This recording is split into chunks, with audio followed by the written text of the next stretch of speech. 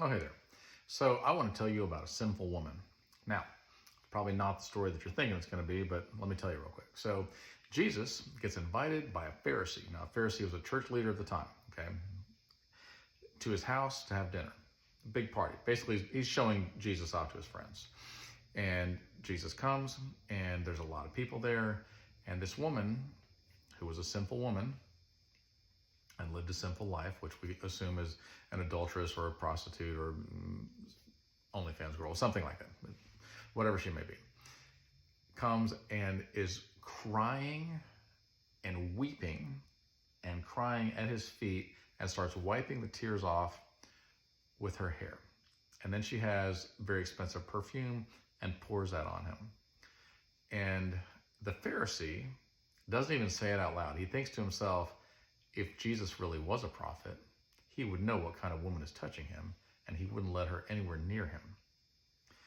Jesus knows what he's thinking, and he says, Simon, let's suppose that there are two people that owe money to a moneylender, and one owes a small amount, and one owes a very large amount. Now, the term that he used was 500 denarii, which is days' wages, and 50 denarii, which is 50 days' wages. So if you say you make $20 an hour, then it's $100,000 or $10,000.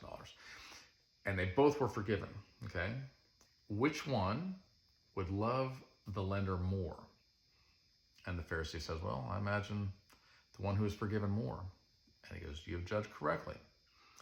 He said, when I walked in here, you didn't give me any water for my feet to wash my feet with.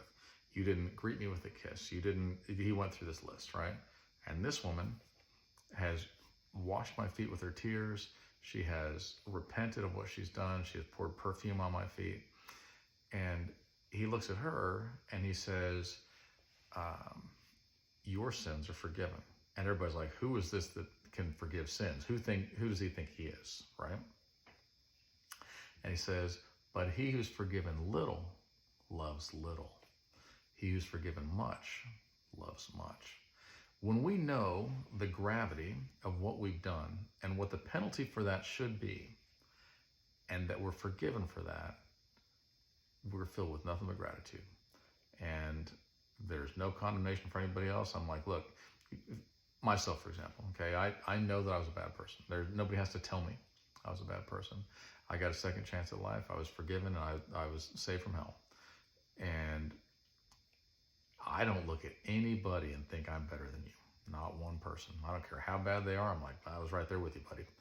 And if time had kept on going, I would be worse than you, guaranteed. And so I don't look at anybody like I'm better than them.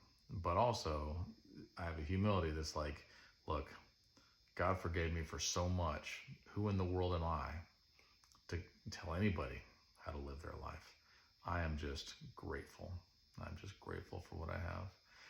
And I think that there's a valuable lesson in that he who's forgiven much loves much. There's a lot of people that just are like, I've always been a Christian since I was a baby.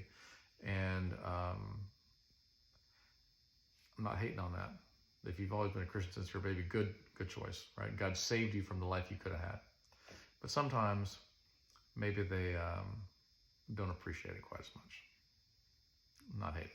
Love you guys.